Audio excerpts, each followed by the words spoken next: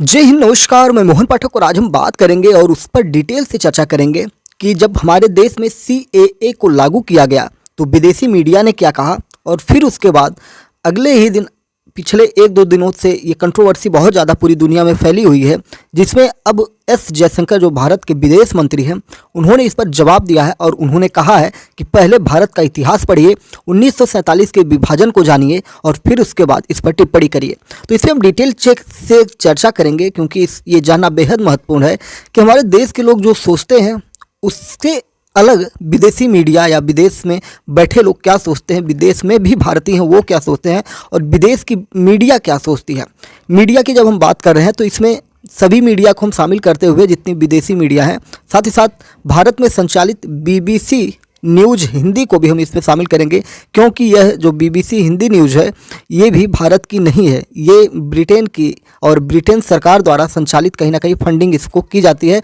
और बीच में आपने देखा होगा कि भारत के खिलाफ इसने कई चीज़ें की थी, जिसके बाद इसमें आप देखे होंगे कि राम मंदिर वाले मुद्दे पर बीबीसी की जो रिपोर्टिंग थी उसमें एक तरफा रिपोर्टिंग की गई थी, वो भी भारत के खिलाफ, हिंदुत्व के खिलाफ रिपोर्टिंग की गई थी, जिसमें ये दिखाया गया था कि जो राम मंदिर का निर्माण हो रहा है वो गलत तरीके से हो रहा है, जबकि उसने राम मंदिर के उन तथ्यों को छिपा लिया जब बाबरी मस्जिद का निर्माण किया गया था राम मंदिर को तोड़कर। तो इसलिए इस पर फाइन लगाने की बात भी ब्रिटेन की संसद में चली थी और इसे जो फंडिंग दिया जाता है उसे भी रोकने के लिए वहाँ के जो वहाँ का सदन है उसमें ये चीज़ें आई थी, बात उठी थी, चर्चा उठी थी। तो आइए बात करते हैं, इसीलिए हमने इसको बीबीसी हिंदी को भी इसमें इंक्लूड कर दिया है क्योंकि ये विदेशी मीडिया है और एमपीएस हिंदी जिस पर आप हमें सुन रहे हैं ये भारतीय मीडिया है, भारतीय एजुकेशन चैनल है। बात उठी कहाँ से, तो आपको पता है कि साल 2019 में बने सीएए कानून को 4 साल बाद मोदी सरकार ने लागू करने का फैसला किया था और जब ये कानून बना था तो देश के कई हिस्सों में इसे लेकर लगातार विरोध प्रदर्शन हुए। सामाजिक कार्यकर्ता, मानवाधिकारों के लिए काम करने वाली संस्थाएं और समाज के एक तबके ने इस कानून की भारतीय संविधान की आत्मा के खिलाफ बताते हुए इसका विरोध किया, जबकि सरकार इसके पक्ष में लगातार तर्क ये देती है कि ये उन लोगों के लिए है जो भारत के बाहर रहते हैं, यानी कि भारत के निवासी नहीं हैं, उनको हम नागरिकता दे रहे हैं, हम किसी की नागरिकता नहीं छीन रहे हैं और भारत के लोगों पर इसका कोई असर नहीं होने वाला है। ये उनके ऊपर असर होगा जो 1947 भारत विभाजन के बाद भारत नहीं आ पाए थे, अब हम उनको लाने की कोशिश कर रहे हैं क्योंकि वो भारत आना चाहते थे, लेकिन उस समय जो दंगे फसाद हो रहे थे जिसके चलते उस समय की सरकारों ने ये निर्णय लिया था कि जो जहाँ है वहीं रह जाए, भविष्य में हम उनको वापस लेके आएंगे, लेकिन फिर उसके बाद वोट बैंक की राजनीति के चलते उनको वापस नहीं लाया गया और अब केंद्र सरकार यानी कि एनडीए गठबंधन, भारतीय जनता पार्टी और नरेंद्र मोदी की सरकार जिसमें गृह मंत्री अमित शाह हैं, उनके द्वारा ये कहा गया कि अब हम उन्हें वापस लाने का काम कर रहे हैं। जब सीए लागू हुआ था तभी से इसका विरोध हो रहा था और विरोध कर रहे थे एक विशेष समुदाय के लोग यानी कि मुस्लिम समुदाय के लोग, वो भी हम डिटेल में पहले भी कई बार चर्चा कर चुके हैं कि ऐसा हुआ क्यों है। तो इसमें यह है कि अफ़गानिस्तान, पाकिस्तान और बांग्लादेश के गैर मुस्लिम यानी कि मुसलमानों को छोड़कर जितने भी धर्म के लोग हैं, लगभग 6 धर्म हैं, हिंदू, सिख, ईसाई, जैन, पारसी, बौद्ध, इन सारे लोगों को क्या किया जाएगा, भारत में नागरिकता दी जाएगी जो लोग 31 दिसंबर 2014 से पहले भारत में ऑलरेडी आ चुके हैं। तो इन लोगों को नागरिकता दी जाएगी और इसी को लेकर भारत के जो मुस्लिम समुदाय के लोग हैं वो विरोध प्रदर्शन करते हैं कि इसको, मुसलमानों को इसमें क्यों इंक्लूड नहीं किया गया है। तो भारत सरकार का कहना है कि जिन देशों से हम लोगों को बुला रहे हैं ये लोग वहाँ पर प्रताड़ित हैं, ये लोग वहाँ पर अल्पसंख्यक है और मुसलमान वहाँ पर बहुसंख्यक है, साथ ही साथ वो तीनों देश इस्लामिक राष्ट्र हैं, इसलिए मुसलमानों को जो हित हैं, उनके अधिकार हैं, वहाँ पर वो वंचित नहीं है, लेकिन जो हिंदू, बौद्ध, सिख, ईसाई, जैन ये लोग हैं इनके अधिकार वहाँ पर संकुचित कर दिए गए हैं, उनका धर्मांतरण कर दिया जा रहा है। तो ऐसे लोगों को हम नागरिकता देने का काम करेंगे। तो ये सारे विवाद लगातार चलते रहते हैं। अमेरिका और यूएन ने इस पर चिंता जताई थी और अमेरिका को ही जवाब एस जयशंकर ने दिया था। पहले हम जानते हैं कि अमेरिका और यूएन की मीडिया ने क्या कहा था या वहाँ के जो लोग हैं वो क्या कह रहे थे। संयुक्त राष्ट्र यूएन ने कहा था और अमेरिका ने क्या कहा था, इन सारी चीज़ों को डिटेल में समझने की कोशिश करते हैं। संयुक्त राष्ट्र मानवाधिकार उच्चायुक्त के कार्यालय के एक प्रवक्ता ने कहा था, जैसा कि हमने 2019 में कहा कि हम चिंतित है कि भारत का नागरिकता जो संशोधन कानून है अधिनियम 2019 मूल रूप से भेदभावपूर्ण है और भारत के अंतर्राष्ट्रीय मानवाधिकार दायित्वों का उल्लंघन करता है।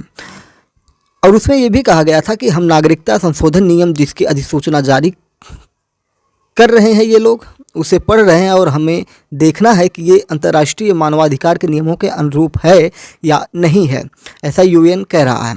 अमेरिका ने भारत के नागरिकता कानून को लेकर शंका जाहिर की। अमेरिका ने कहा कि वहाँ के विदेश मंत्रालय के प्रवक्ता ने कहा, हम 11 मार्च को जारी किए गए नागरिकता संशोधन नियम की अधिसूचना को लेकर चिंतित हैं। हम बारीकी से देख रहे हैं कि यह अधिनियम कैसे लागू किया जाएगा। धार्मिक स्वतंत्रता का सम्मान और सभी समुदायों के लिए कानून के तहत समान व्यवहार मौलिक लोकतांत्रिक सिद्धांत हैं।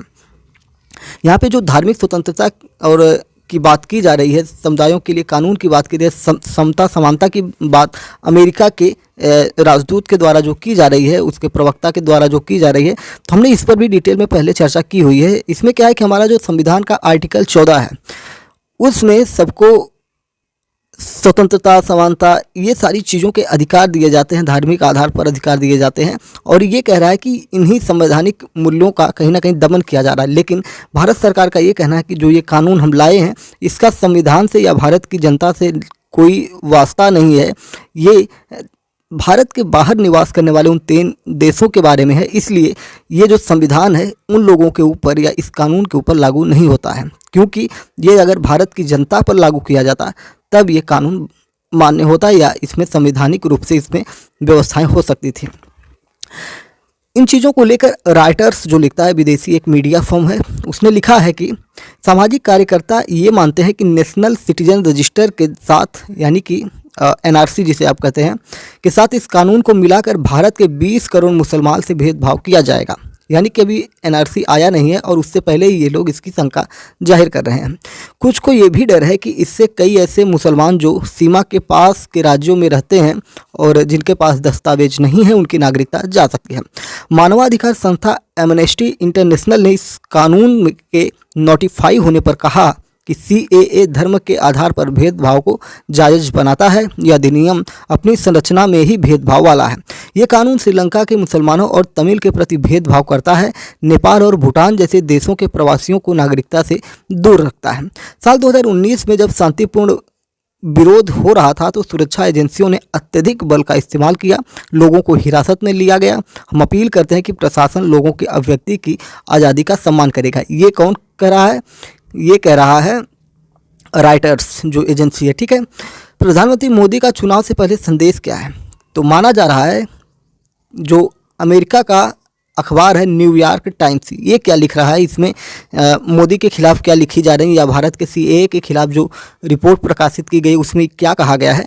तो जो न्यूयॉर्क का टाइम्स है ये लिखता है कि कानून दिल्ली में साल 2020 में हुए दंगों के बाद से ठंडे बस्ते में पड़ा था। मोदी सरकार ने ऐलान किया कि उसने CAA की बारीकियों के साथ नया नागरिकता नियम तैयार कर लिया है और इसे लागू किया जा रहा है। न्यूयॉर्क टाइम्स और भी लिखता है कि भारत में अप्रैल और मई में चुनाव होने वाले हैं और चुनावों की तारीखों की घोषणा इसी महीने होने वाली है, जबकि अभी घोषणा हो चुकी है, ठीक है। NYT ने लिखा है, इससे ठीक पहले ही ये कानून लागू करके मोदी ने जनता को अपना वादा पूरा करने का संकेत दिया है और हिंदू शरणार्थियों वाले जिलों में ये कदम मोदी के लिए चुनावी गणित को बदल सकता है। NYT ने ये भी लिखा है कि राजनीति को अगर किनारे करके देखें तो इस कानून से भारत की विविधता से भरी डेमोग्राफी तो नहीं बदलने वाली है, कम से कम ये कानून अपने दम पर तो ऐसा नहीं कर पाएगा। लेकिन इससे मोदी ने ये साफ कर दिया है कि भारत के गणतंत्र को अपने तरीके से परिभाषित करना चाहते हैं। उनके हिंदू फर्स्ट विजन को लेकर वो किसी का विरोध बर्दाश्त नहीं करेंगे, ये NYT ने लिखा है। एसोसिएट प्रेस ने इस पर जो अपनी रिपोर्ट छापी है उसकी बात करते हैं। इसमें लिखा गया है कि कानून को मई में होने वाले आम चुनाव से पहले लागू किया जा रहा है और ये भारतीय जनता पार्टी के प्रमुख चुनावी वादों में से एक था। मोदी सरकार तर्क देती है कि ये कानून पड़ोसी देशों में धर्म के आधार पर प्रताड़ित लोगों को शरण देगा, लेकिन इससे भारत के मुसलमानों को कोई खतरा नहीं होगा। लेकिन नेशनल सिटीजन रजिस्टर भी मोदी सरकार की नीतियों का हिस्सा है, जिसके जरिए भारत में गैर कानूनी मुसलमानों को निकालने का प्लान तैयार किया गया है और इसे अभी केवल असम में लागू किया गया है। एसोसिएट प्रेस आगे इसमें लिखता है कि कानून के जानकारों विपक्षी पार्टियों का कहना है कि यह कानून संविधान के सेकुलर सिद्धांतों का उल्लंघन करता है। अब बात करते हैं हजारा, अहमदिया और रोहिंग्या से क्या भेदभाव हो रहा है। तो कतर के प्रसारक अल जजीरा ने इस पर एक बृहद रिपोर्ट छापी थी। अल जजीरा लिखता है कि सीएए के आने से पहले भारत में नागरिकता पाने का आधार धार्मिक पहचान नहीं हुआ करता था। अल जजीरा ने ये बात लिखी है कि धार्मिक पहचान नहीं हुआ करता था, लेकिन आपको थोड़ा हम यहाँ पे क्लियर करते चलें कि आज भी भारत के बाहर के जो भी मुसलमान हैं, पाकिस्तान, अफगानिस्तान, बांग्लादेश के जो भी मुसलमान हैं, तो वो जो भारत के संविधान में वर्णित व्यवस्थाएं पहले से चली आ रही थी, उन हिसाब से वो अपनी नागरिकता के लिए आवेदन कर सकते हैं। जैसे प्रावधान पहले किए गए हैं, जो हमारा नागरिकता एक पूरा भाग ही है, शायद दूसरा भाग है, भाग 2 है, ठीक है। एक तो पहला भाग हमारा क्षेत्रफल है, दूसरा भाग नागरिकता है। तो नागरिकता में जो भी नियम कानून है, उस हिसाब से आज भी कोई भी व्यक्ति कोई किसी भी धर्म का हो जो भारत के बाहर का है, वो उस अगर नागरिकता के नियम कानून को फॉलो करता है तो भारत में नागरिकता के लिए अप्लाई कर सकता है। लेकिन कतर ने इस बात को, कतर का जो क्या कहते हैं अल जजीरा है, उसने इस बात को इतनी स्पष्टता से या इतनी चालाकी से कट कर दिया है सिर्फ अपनी बात को मनवाने के लिए। अल जजीरा क्या लिखता है ये हम आपको बताते हैं। इसीलिए तो इस टॉपिक को हमने लिया कि आपको बताएं कि आपके संविधान को उन्होंने पढ़ा ही नहीं है और फिर आपके खिलाफ कितनी बड़ी साजिश लिखते हैं। और जो संविधान नहीं जानते हैं या भारत के कानून को नहीं जानते हैं या भारत के इतिहास को नहीं जानते हैं, वो सोचेंगे, उन्हें ऐसा लगेगा कि भारत धार्मिक आधार पर मुसलमानों के साथ भेदभाव कर रहा है। और इसीलिए एमपीएस हिंदी की जिम्मेदारी बनती है कि आप लोगों तक सही सूचना पहुंचाए कि भारत के संविधान में क्या है और सीएए का नियम क्या है। अल जजीरा इसमें लिखता है कि सीएए के आने से पहले भारत में नागरिकता पाने का आधार धार्मिक पहचान नहीं हुआ करता था। जो भी नागरिकता चाहता था उसे बस ये दिखाना था कि वह कानूनी तरीके से भारत में आए हैं और 11 सालों से भारत में रह रहे हैं। नागरिकता के यही नियम थे भाई अल जजीरा, आज भी यही नियम है, ठीक है। तो ऐसे इसमें दोहरा चरित्र मत दिखाइए। नए नियम के बाद पाकिस्तान के अहमदिया, अफगानिस्तान के हजारा और म्यांमार से रोहिंग्या जैसे प्रताड़ित अल्पसंख्यकों को भारत आने के बाद नागरिकता के लिए 11 साल तक इंतजार करना होगा। लेकिन हिंदू, पारसी, सिख, बौद्ध, ईसाई या जैन है तो उन्हें बस वैध दस्तावेज दिखाने होंगे और 5 साल में उन्हें नागरिकता मिल जाएगी। अरे भाई अल जजीरा, आपको क्या बताएं कि भारत के इतिहास को पढ़ेंगे तब पता चलेगा कि ये जो लोग वहाँ छूटे थे वो 1947 के विभाजन के बाद छूटे थे। 1947 में भारत का बंटवारा हुआ था और पाकिस्तान नाम का एक नया देश बना था, जबकि पाकिस्तान पहले से ही भारत का हिस्सा था। और उस समय दंगे फसाद हुए थे जिसकी वजह से ये लोग वहाँ फंस गए थे। और मैंने पूरा डाटा आपको बताया है कि किस देश में कितने लोग बचे थे। अफगानिस्तान में लाखों की संख्या में हिंदू रहते थे, सिख रहते थे, उनकी संख्या सैकड़ों में 100-200 लोग बचे हैं। पाकिस्तान में 30-33% के आसपास उनकी आबादी हुआ करती थी, आज 2 से 3% आबादी बची है।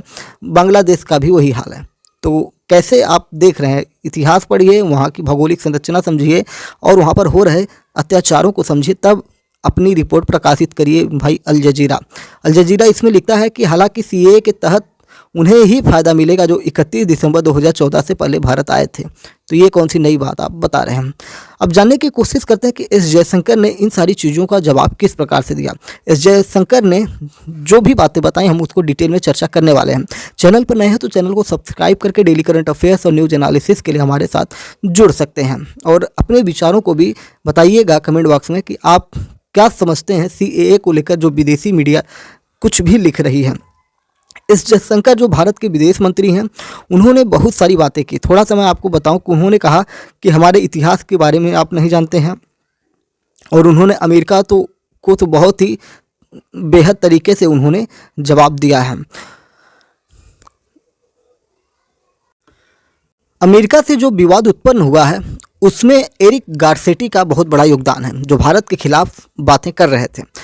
एरिक गारसेटी हैं कौन, पहले इनके बारे में आपको बताता हूँ। ये अमेरिका राष्ट्रपति जो बाइडेन ने एरिक गारसेटी को भारत में अमेरिका का राजदूत नियुक्त किया है। लॉस एंजल्स के पूर्व मेयर रह चुके एरिक गारसेटी को जो बाइडेन का वफादार माना जाता है। एरिक गारसेटी ने नरेंद्र मोदी सरकार के सीएए कानून पर भी सवाल खड़े किए थे। एरिक गारसेटी ने साल 2021 में अमेरिकी कांग्रेस के ऊपर सदन सीनेट को संबोधित करते हुए कहा था कि अगर वह भारत में राजदूत नियुक्त होते हैं तो सीएए के संबंध में कथित मानवाधिकार के मुद्दों को उठाएंगे। जब इनके बारे में या इनकी टिप्पणियों को लेकर एस जयशंकर से पूछा गया तो उन्होंने कहा, जो हमारे देश के विदेश मंत्री हैं, उन्होंने कहा कि मैं उनके यानी कि अमेरिका के लोकतंत्र के ऊपर या लोकतंत्र में दोष पर सवाल नहीं उठा रहा हूं। यानी कि अमेरिका के लोकतंत्र में भी बहुत सवाल आप देखेंगे, वहां पर ब्लैक और वाइट का बहुत ज़्यादा मामला होता रहता है। उनके सिद्धांतों और उनकी अन्य चीज़ों पर मैं सवाल नहीं उठा रहा हूं। मैं उनकी उस समझ पर सवाल उठा रहा हूं जो हमारे इतिहास के बारे में है। अगर आपके पास जानकारी नहीं है तो आप कहेंगे कि भारत का विभाजन कभी हुआ ही नहीं है, वो समस्याएं पैदा ही नहीं हुई जिससे सीएए कानून में एड्रेस किया गया है। अगर आप कोई प्रॉब्लम को लेते हैं और उसमें से ऐसी ऐतिहासिक प्रसंग को मिटाकर बात करते हैं तो यह संभव नहीं है। यानी कि अगर आपको बात करना है सीएए पर तो आपको 1947 के विभाजन की भी चर्चा करनी पड़ेगी। साथ ही साथ बांग्लादेश जो बना है वो पाकिस्तान को विभाजित करके बना है, यानी कि बांग्लादेश पाकिस्तान में रहने वाले जितने भी हिंदू हैं वो ऑलरेडी पहले 1947 से पहले भारत का ही हिस्सा थे। तो इस बात को ध्यान में रखकर दुनिया की मीडिया और दुनिया के जो भी लोग सीएए के खिलाफ बातें कर रहे हैं, जहाँ पर मानवाधिकार और धार्मिकता की बात की जा रही है, उन सारी चीज़ों को समझकर फिर उसके बाद अपने बयानबाजी करिए। यानी कि उनको भारत के इतिहास के बारे में नहीं पता है। 1947 में भारत का विभाजन होता है, पाकिस्तान बनता है, फिर 1971 के आसपास फिर इंदिरा गांधी की सरकार में बांग्लादेश का निर्माण होता है। तो इन सारी चीज़ों को ध्यान में रखने वाली बात होती है। विदेश मंत्री एस जयशंकर ने आगे कहा कि अगर आप हमसे सवाल पूछ रहे हैं तो क्या अन्य लोकतांत्रिक देशों से ने विभिन्न मापदंडों पर इस तरह का फैसला नहीं लिया है? मैं इसका कई उदाहरण दे सकता हूं। अगर आप यूरोप को देखेंगे तो कई यूरोपीय देश उन लोगों की नागरिकता देने के लिए फास्ट ट्रैक अपनाते हैं जो विश्व युद्ध में कहीं छूट गए थे। कुछ केस में तो विश्व युद्ध से पहले का भी उदाहरण है। दुनिया में इस तरह के कानून के बहुत सारे उदाहरण हैं। बता दें कि अमेरिका के राजदूत ने नागरिकता संशोधन अधिनियम को लेकर चिंता जाहिर की थी और कहा था कि अमेरिका की इस पर नज़र बनी हुई है और हम चिंतित हैं। और लेकिन विदेश मंत्री एस जयशंकर ने ये कहा कि हम उनको प्यार से समझा देंगे, अगर उनको समझ में नहीं आता है तो हम उनको अच्छे से समझा देंगे। एस जयशंकर ने भारत और कनाडा के रिश्तों पर भी चर्चा की, क्योंकि भारत और कनाडा के रिश्ते इस समय काफ़ी खराब चल रहे हैं। उन्होंने कहा कि आप भारत और कनाडा का निर्बाध रूप से जिक्र करते रहे हैं, मैं कई कारणों से यहाँ एक रेखा खींचूंगा। सबसे उल्लेखनीय बात यह है कि अमेरिकी राजनीति ने हिंसक चरमपंथी विचारों और गतिविधियों को उस तरह की जगह नहीं दी है जो कनाडा ने दी है। इसलिए मुझे नहीं लगता है कि इन्हें एक साथ रखना अमेरिका के साथ उचित है। मैं दोनों के बीच अंतर करूंगा। कनाडा में खालिस्तानी अलगाववादी हरदीप सिंह निज्जर की हत्या से जुड़े आरोपों को लेकर पिछले साल भारत और कनाडा के बीच जो संबंधों में कड़वाहट पैदा हो गई है, भारत ने इन आरोपों को खारिज किया है कि भैया हमने किसी को मारा और नहीं है।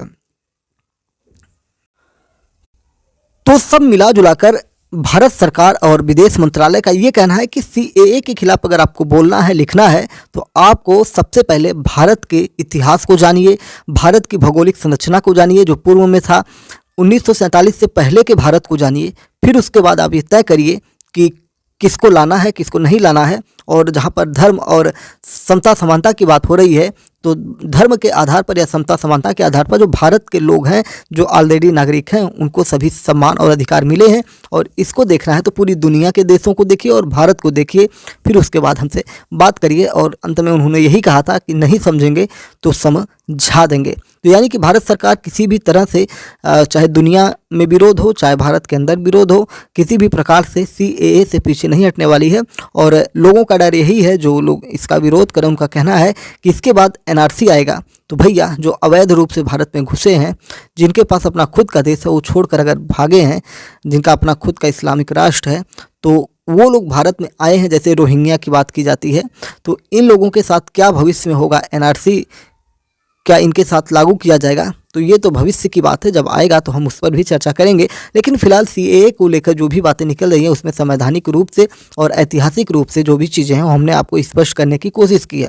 उम्मीद है कि चीज़ें आपको समझ में आई होंगी। जो भी आपके अपने खुद के विचार हैं वो भी कमेंट बॉक्स में बता सकते हैं। तब तक के लिए फिर से हम आपसे विदा लेते हैं। चैनल पर नए हैं तो चैनल को सब्सक्राइब करके डेली करंट अफेयर्स और न्यूज एनालिसिस के लिए हमारे साथ जुड़ सकते हैं। तो अपने विचारों को कमेंट बॉक्स में जरूर बताइएगा। जय हिंद, नमस्कार, भारत माता की जय।